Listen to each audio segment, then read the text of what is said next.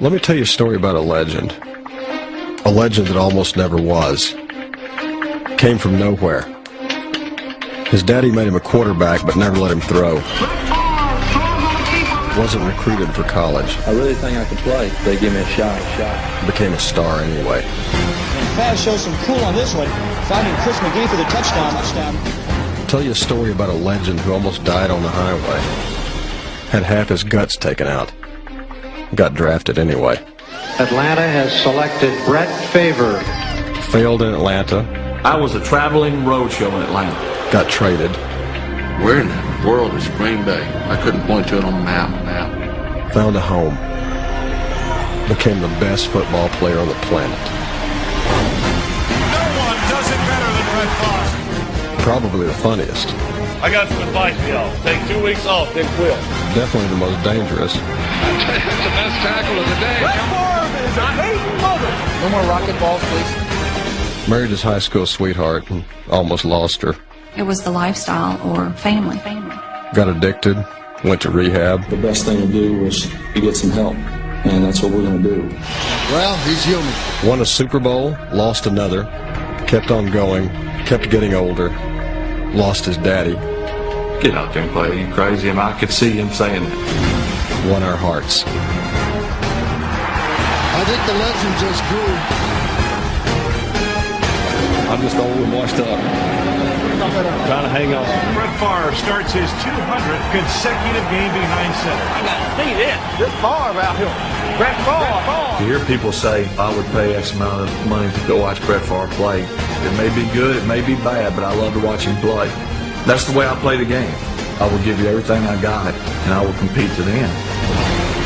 Stars fade away. Champions come and go. But legends, they're forever. The miracles never cease here at Lambeau Field. Who was this guy now? How you pronounce his name?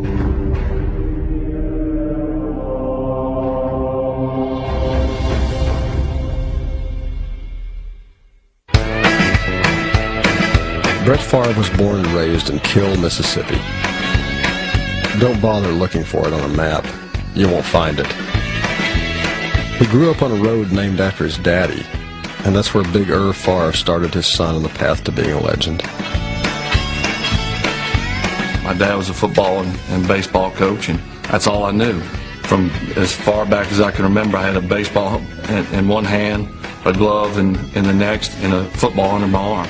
My first game ever, 5th grade jamboree, 3 touchdowns running. I got in the end zone, the guy pulled my pants down. And looking back, I know that he was much tougher on me than the other kids. If you get hurt, you crawl off the field. When you can't crawl off the field, I'll come get you. It wasn't nothing for me to pick up a belt, pick a board up and wear somebody's behind out. As hard as he was on me, and at times, it was, I'd say that under my breath. I wouldn't say that to him. I wouldn't trade the way I was raised, because when I got in front of other coaches, they were tough, but it was like, at least I don't have to eat supper with them. It doesn't get any tougher than that. The statue that marks Brett's career at Hancock North Central shows a strong-armed gunslinger poised to pass. The truth is, Big Irv rarely let him throw, opting to constantly run it. Favre throws it in for a touchdown. When I played, it was 838 power pitch, which seemed fitting because I was the lead blocker. I loved it. At least got to do something. I knew Brett could throw, but back then I wasn't worried about just showcasing him and getting him a scholarship. We won 16 ball games in those 2 years. We didn't need to throw it. Brett Favre throws on the keeper for Hancock North Central. Big Irv's devotion to the running game almost grounded his son's career. When Brett graduated from high school, Southern Mississippi was the only Division I university to offer him a scholarship. I really think I could play. I think I got the good arm, and I think if they give me a shot, I think I can do it for them. The moment he arrived on campus, the party started. I didn't start drinking really until I left high school. Oh! Me and my roommate, Chris Riles, he talked me into playing this game quarters. But we didn't have a quarter, so we took the washer off the sink. And we went and bought a case of Schaefer Light, because that was, $3 a case. Neither one of us were playing the next day. As we were drinking, I'm going, thank goodness I'm not playing. Well, little did I know, somewhere in the second quarter, the head coach looks at me and says, get ready. He says, you're in. I mean, I was kind of feeling queasy before the game, but I really was feeling queasy now. I'm like, oh my God, I was so nervous. Southern Miss put a freshman in at quarterback, Brett Favre, and Favre shows some cool on this one, finding Chris McGee for the touchdown. That was the last time I ever drank before a game, I can promise you that. Favre led the Golden Eagles to a comeback victory and became their starting quarterback.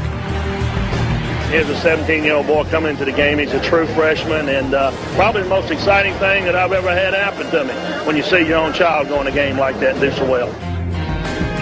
By the end of his junior year, Favre had the eye of NFL scouts and was being touted for the Heisman Trophy.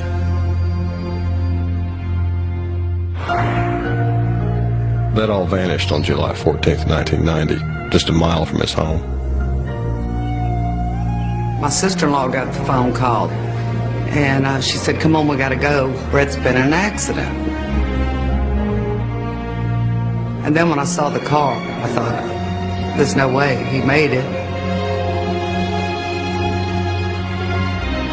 I remember him sticking a tube in my nose. I'm wide awake, blood's gushing out of my nose. And they said, we got to have emergency surgery. 30 inches of your intestines has died, and we have to take it out now. I'm in so much pain right now, I can hardly raise out of this bed. Everyone else is saying, I don't know if he's going to play. It doesn't look good. Dad wasn't one of those to say, we'll sit this one out and come back next year. He just kind of sat in the back, doctor leaves. He said, I don't know. I think a few days, I think you'll be fine. And I kind of thought the same way. I've played 3 years. I know the system. And it's just a matter of getting back in shape and getting back out there and throwing some passes. I remember walking out of the hospital. I haven't seen sunlight in 7 days. And the sun was just blinding. And I was just pale white. Our first game was against Delta State here, which was a month after my surgery. I didn't even dress for the game. The following week we played Alabama. And I said, I'm playing. We want to get this clear now. Brett Favre will start. My uniform, which fit me before, sagging off of me. I'm like, it's one of the lineman's jockstrap that I get. I was just shriveled up. He barely passed for 100 yards, but he played, and he won, revealing the courage that would one day make him football's Ironman quarterback.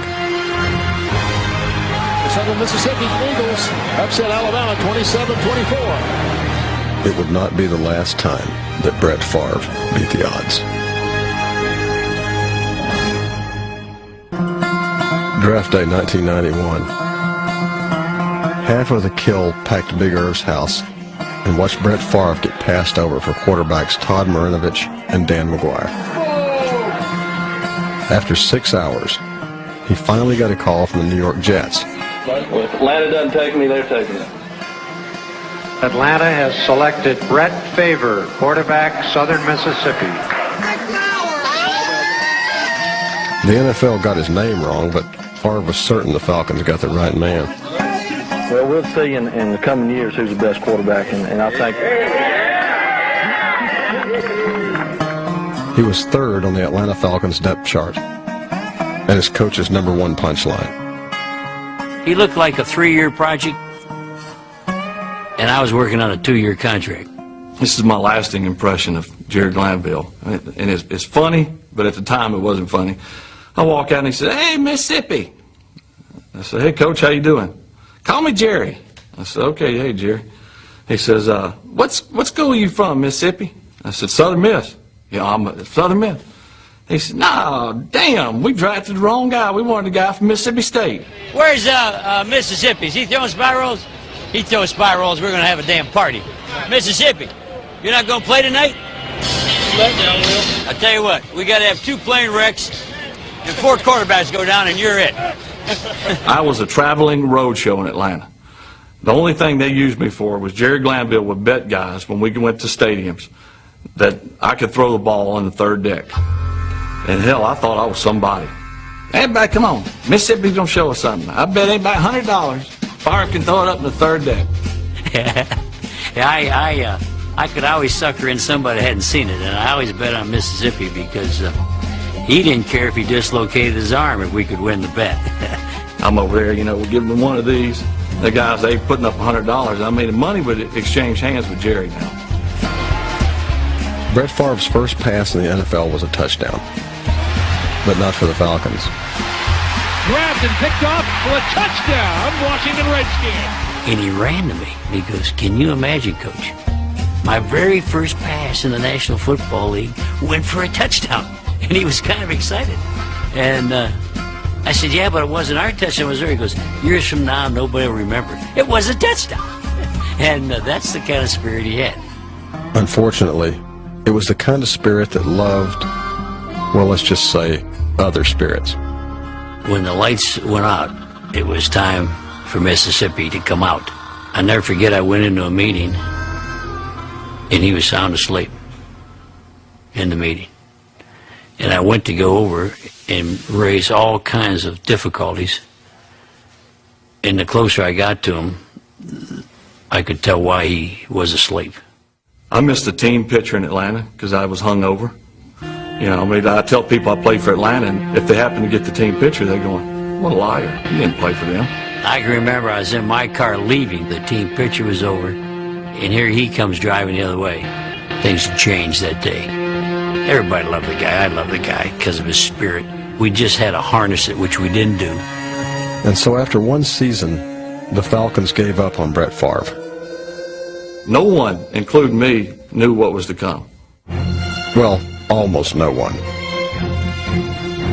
The Green Bay Packers' new general manager, Ron Wolf, had tried to draft Favre a year earlier for the New York Jets. Wolf was so certain of Favre's talents that he traded a first-round draft pick for him, even after Favre failed his team physical because he suffered from the same hip condition that ended Bo Jackson's career. I was told that he'd be able to play 5 years.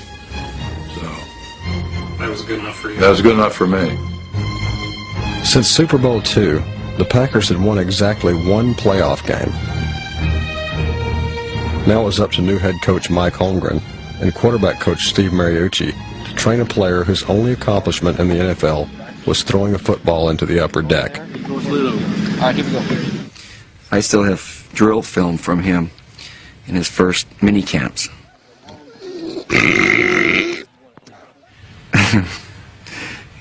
You know, first impression, this is going to be a project. Now, he wasn't starting. Don Majkowski was playing, and so he was going to be a backup. Don Majkowski, Magic Man, had some success there. Very popular guy in Green Bay. The Magic Man had earned his nickname for his knack of making great plays. That first season, Favre's sole responsibility was to signal in the plays with fellow backup Ty Detmer. Me and Ty's over there. We're not playing, so we're going to make it tough on Majkowski. He's making up all kinds of crazy signals and dancing, or, you know, who knows what he was doing. Because we made up the signals. To me, the first few weeks, that was the most fun thing I did. We're doing this for Texas. You know, we're doing the lasso and all. So Mooch is over there with us and stuff. He's like, I don't think that one will work. Yeah, that'll work. And when I got to play, they wasn't near as funny as they were as I was making them up. Favre's first completion as a Packer was to himself. A marked improvement over his first pass as a Falcon, but things got better in a hurry. They had to. The Packers lost their first 2 games. Early in their third, they lost Majkowski. Exit Wally Pipp, enter Lou Gehrig. I remember thinking on the sidelines, here I am, a first-year head coach. I'm never going to win a game in this league. Brett went in, and I saw some of the darndest things I'd ever seen in my life. First play audibles to a play we've never worked on before. 24, and I drive back thinking, boy, I just did something good, and I get drilled in the back. Fumble. I was like, where did that guy come from?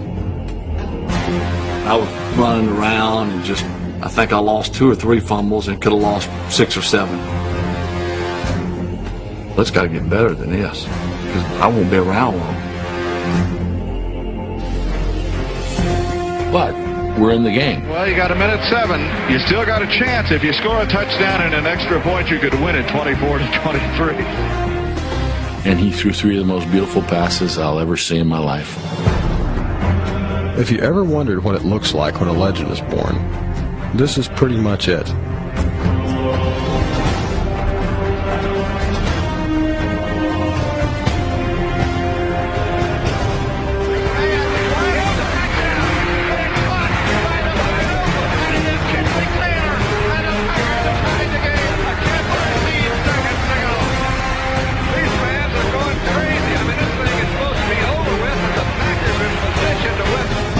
Huge win, but if I'm not mistaken, he was also holding for us.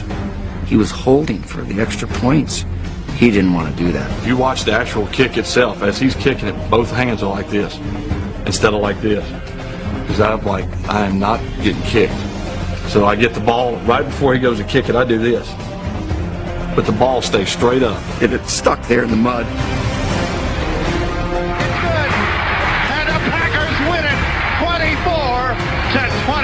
How about that? It was about as sweet a win as I've ever been involved with.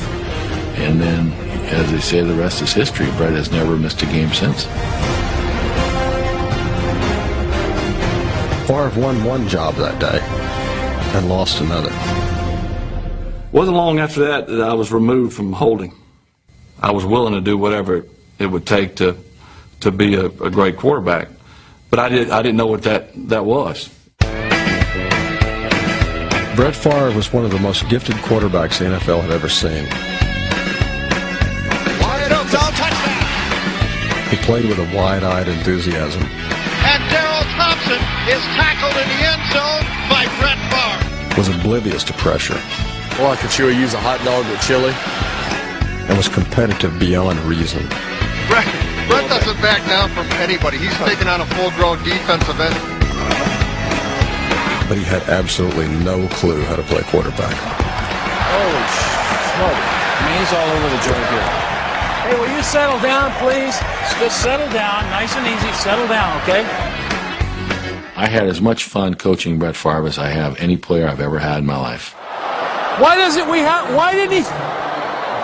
The frustration I would have would be trying to kind of harness at times just this wild stallion. Now, are you all right? Yeah. No more rocket balls, please. Well, I was chained up. No, I know. When you play the position, sometimes you have to live for another day. Throw it away. Throw it away. Throw it away. Throw it away. Second down, 11. Quick go. Pick it off. Interception. I worked hard, practiced hard. I watched film, but I had to be honest. I mean, when I first started watching film, I was just watching the game. I kept hearing our coaches talk about nickel. They're going to sub, and it's going to be nickel. Well, I just played along. Okay, you had nickels in, you know. Finally, one day I pulled Ty aside and said, Ty, what are they talking about when they say nickel? He looks at me, he goes, you're joking, right? And I said, no. I said, what is nickel? He says, well, they pull out a linebacker and they bring in a DB, passing situation. And I said, that's it? He said, yeah, that's it. I said, who cares? Favre steps up with the blocking. He flips it into the end zone. Touchdown, Green Bay. I was able to offset some of what I hadn't learned yet by my playmaking ability. And there'd be guys coming free everywhere. I'd just take off running. Behind, got away.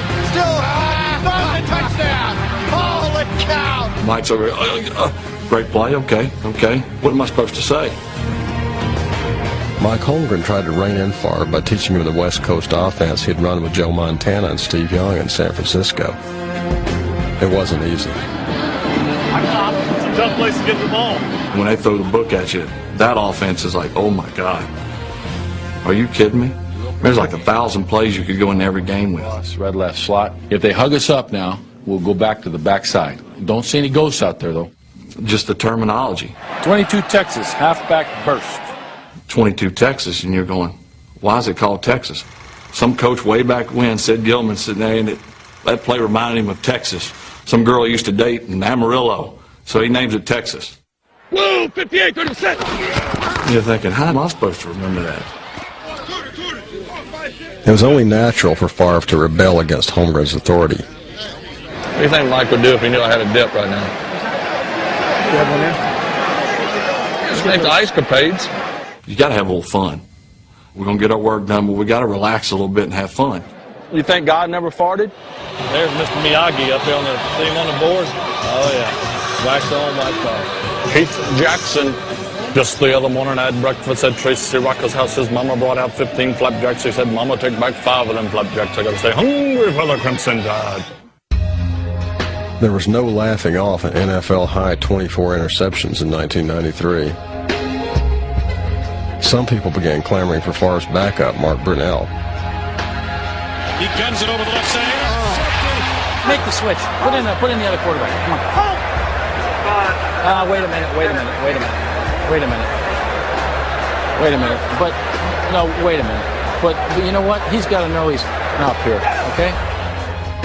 The newspapers would say things, talk radio, whatever.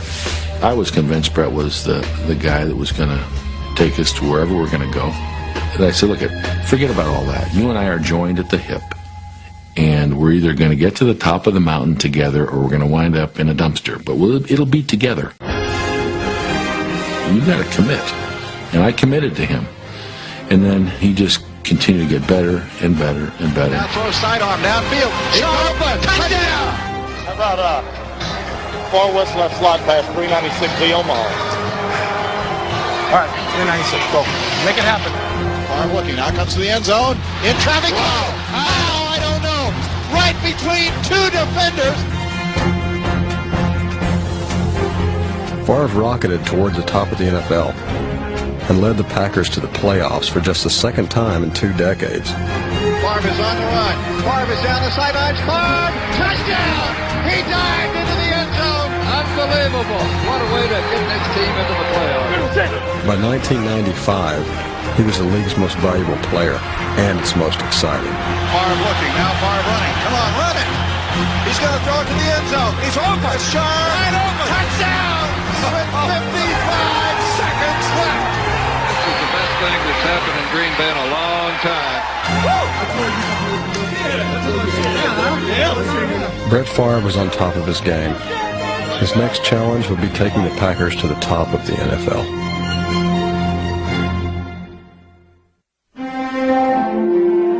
She was with him from the very beginning. I've known Brett since elementary. We always knew each other. We went to a small school. When we were in college, he used to throw to me. I don't think I realized the strength in his arm until I started catching more. There was no way I would ever tell him that, he's hurt my hand, or I think my hand was bruised the next day, but I wouldn't tell him. I just kept catching it. And then his dad says, you're throwing too hard to her. He said, she can handle it. Deanna Tynes could catch just about everything Brett Favre threw her way. They'd been together 10 years and still weren't married when she finally moved to Green Bay with their young daughter, Brittany. That's when he threw her a curveball. I think it took about a month, and I realized there was something, really strange going on, and he was staying up all night long, probably till 3 or 4 in the morning, playing on the computer, watching TV, and then he would get up at 7 o'clock and go to work.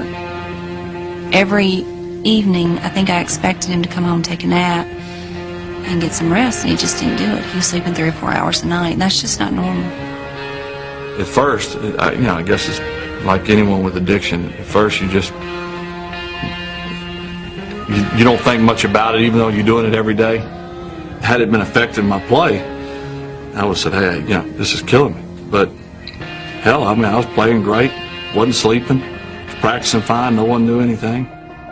Favre's use of the painkiller Vicodin was not a secret. His addiction was.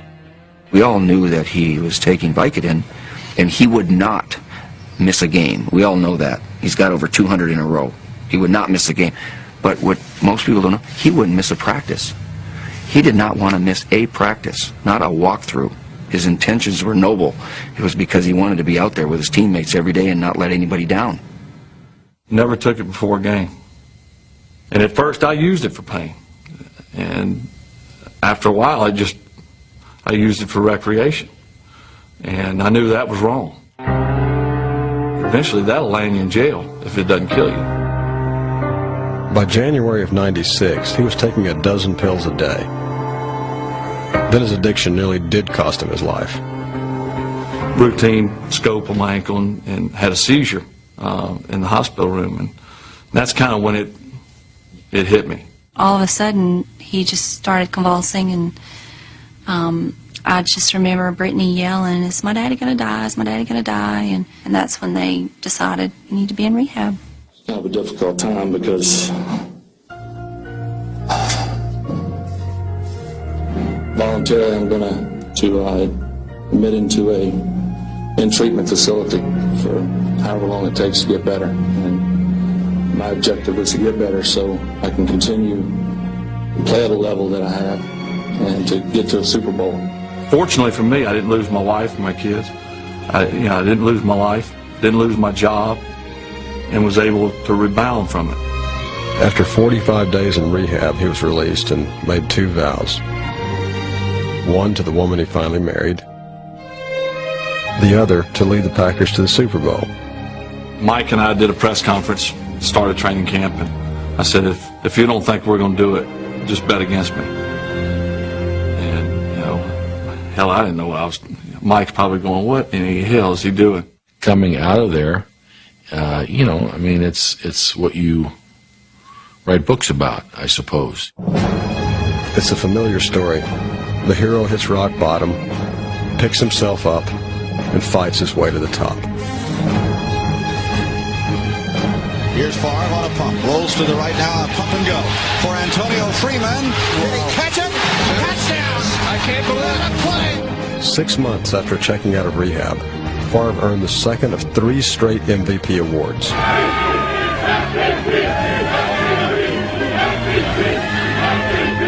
He also made good on that promise about the Super Bowl. And looking back, and I think even at the time, it seemed like the script was already written, and that's the way it was supposed to be. We were supposed to go to New Orleans, and what better place for me to play my first Super Bowl. For his entire career, his coaches begged him to stick to the script. In Super Bowl 31, it took him 2 plays to rewrite it. Appears to be changing plays at the line of scrimmage. The kid who didn't know what a nickel defense was called an audible and cashed in. Wide open. It is going to be a touchdown to Andre Rison. Rison takes it across the goal line. Look at Brett Favre coming off the field. He is so happy.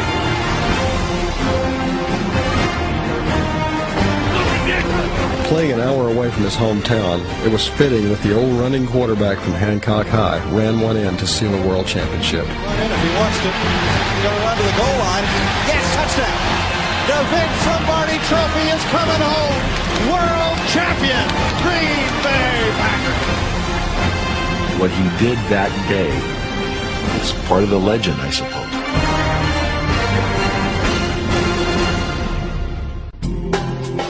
In January of 1998, Brett Favre was on top of the football world.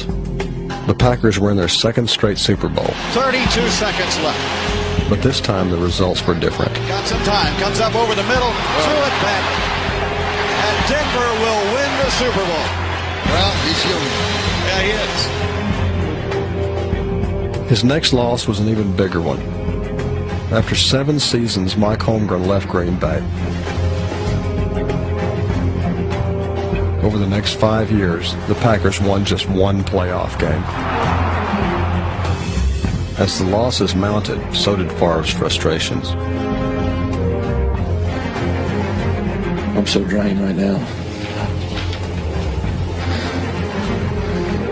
He hadn't missed a game since 1992, the longest streak of consecutive starts by a quarterback in NFL history. All those Sundays were finally taking a toll.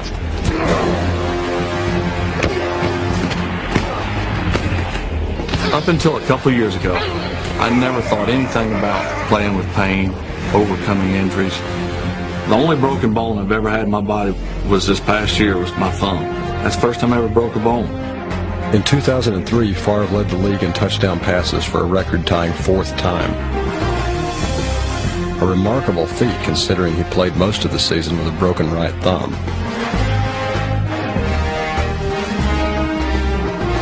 On a Monday night in Oakland in late December, he also played with a broken heart. About 24 hours before the Packers were to face the Raiders, Favre was playing golf with teammates Ryan Longwell and Doug Peterson. And Doug's cell phone goes off. No big deal. He picks it up and says, "Oh, hey, Deanna." He immediately knew from my reaction on the phone that something was wrong. He gives me the phone, and it's Deanna. I'm like, right away, "What is it?" And she said, "It's your dad." And I just knew. I dropped the phone, and I didn't even ask what it was. I knew he was dead. While America learned that Irv Favre had died of a heart attack, Brett wondered whether he should play the next night. I knew he'd play because I knew right away his first thought was he probably could hear Irvin in his head, "Don't you give up, don't you quit." And I wasn't going to let him quit. You get on that field tomorrow night and you do what you have to do. This is business. Take care of business. He knows when to be business, and he knows when to play.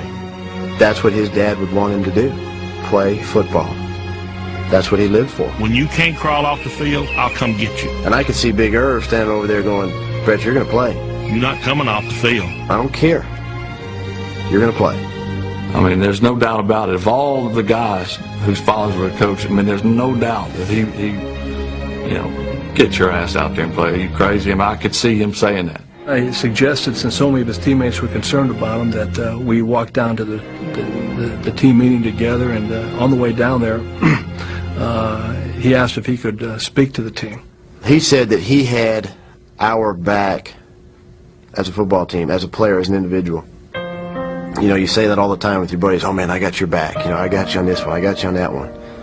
Well, he comes down in the midst of just losing his father and telling 53 players and then obviously coaches and everybody else that he had our back. I mean, you could have heard a pin drop in that room. He spoke about his love for his father.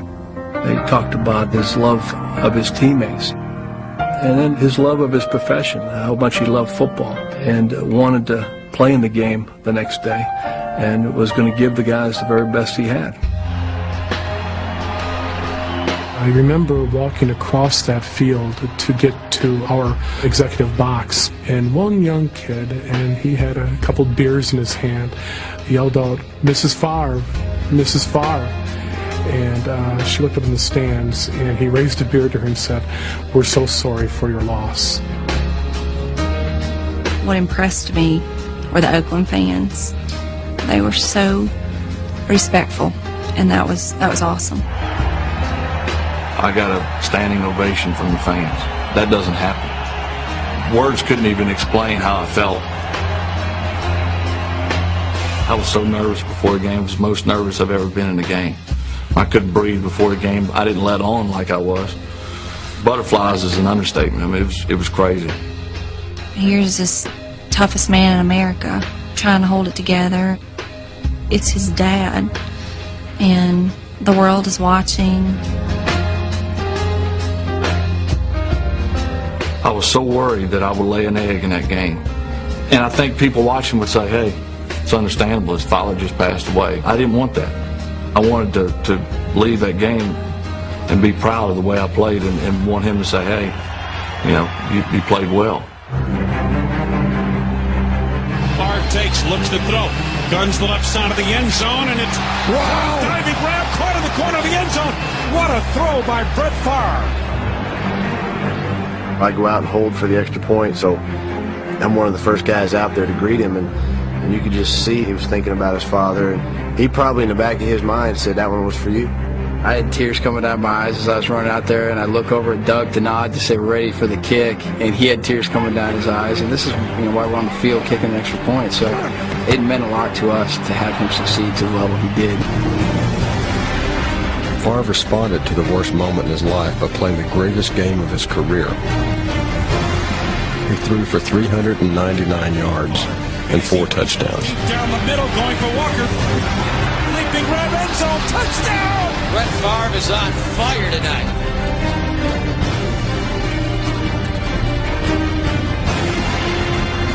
Clearly, he felt his father's presence and the support of his wife. I think there was an awful lot of eye contact between Brett on the field and Deanna in the box. They've been high school sweethearts. They have 2 children together. They really understand each other so very well. I just felt for Brett, and I mean, my heart was just breaking, and just wanted to be holding his hand and just telling him after every play what a great job he did, and you're going to make it through, and, you know, your dad's watching. You know, I believe in God, was born and raised Catholic, never really considered myself overly spiritual. If there was ever divine intervention, he was there that night. Because under the perfect circumstances, I've never been able to do what I've done in that game. I remember specifically some of these Hail Mary passes, and I just couldn't believe it. I'm like, Brett, don't do this, don't do this. And as Deanna is hanging on to me and squeezing my arm, she's like, Father, it'll be okay, it'll be okay. I think she was challenging me to have a little more faith, at least in Brett, if not in God, that all would be okay. And the way the guys just kind of rose up to the challenge was amazing. To fight that hard and want something as bad as we all wanted it for another person, the guys went to a level that I've never ever seen before. And to be honest with you, I don't expect I'll ever see it again. It was almost divine intervention. But then you just sit back and say, no, it's not, it's Brett Favre. You'd get so excited, and then you'd cry. You know, it was just such an emotional seesaw, I guess you'd say, up and down. But I guess you live through it, you know.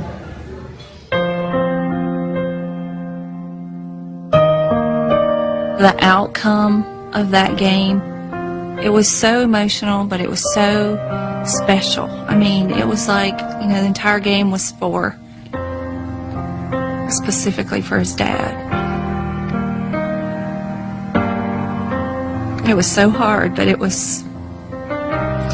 just made it so special that we all, you know, just kind of rallied around his performance, and you just kind of hang on to that, and it was like he was really there.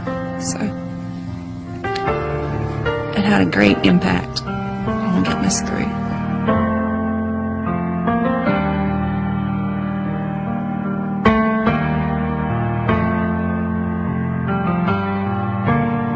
I just told him, you're my hero, and you know, I've never seen anybody play with that passion, and I'm so happy for you and proud of you that you know, you got to do this. I believe I told him I thought his dad would be proud of him today. Irvin Favre was laid to rest on December 24th in Pass Christian, Mississippi. Brett did not speak at the service. He'd already honored his father the best way he knew how. I do not have to give a eulogy for Big Irv. If you want to hear and see a eulogy for Irvin, go back and look at the game that Brett played the other night. That's the eulogy to Irv. If this were a Hollywood movie, Brett Favre would have overcome the death of his father and led the Packers to another championship. But this wasn't Hollywood.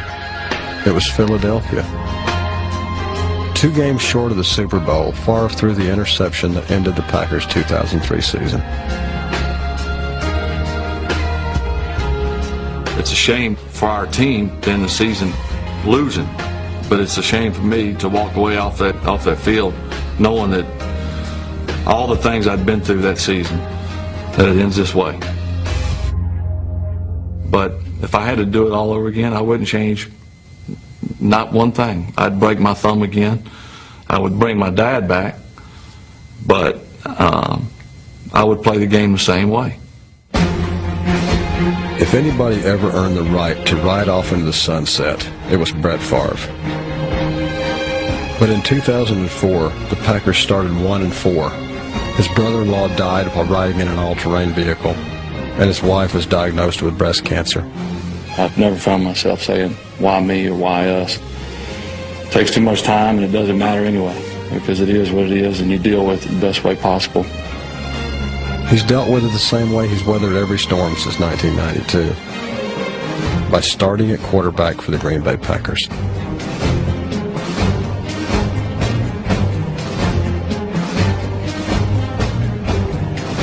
The object is you got to play the game, and he loves the game, and he plays it. And that's Brett Favre. He's going to play. Ron, thanks for giving this old redneck a chance in the frozen tundra. Your other son, Brett. That's the inscription hanging on Ron Wolf's wall, right above the signatures of the greatest Iron Men in American sports history. Cal Ripken Jr., Lou Gehrig, and Brett Favre. The man who couldn't pass his physical 13 years ago has now passed for nearly 50,000 yards. That was one magnificent throw by Brett Favre. Boy can still sling it, can he? Good evening, everyone. History tonight. Quarterback Brett Favre starts his 200th consecutive game behind center. He has resurrected the Packers from a difficult 1-4 start, overcoming personal tragedy and injury to lead Green Bay back into playoff contention. For his 200th start, his 132nd win, Brett Favre, come on up there.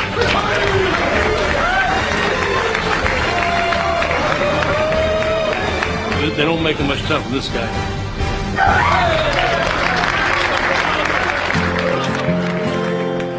Since the day he replaced Don Majkowski, the Packers have won more games than any team in the NFL. Along the way, Brett Favre won the respect of everyone who ever watched him play, even his old man. Brett's gone through a lot of ups and downs, but the big thing is Brett's always found a way to overcome all the downs that he's had to go through. You know, it makes me happy to know that somebody out of my household and a kid that I coached and happens to be my own child has accomplished so much.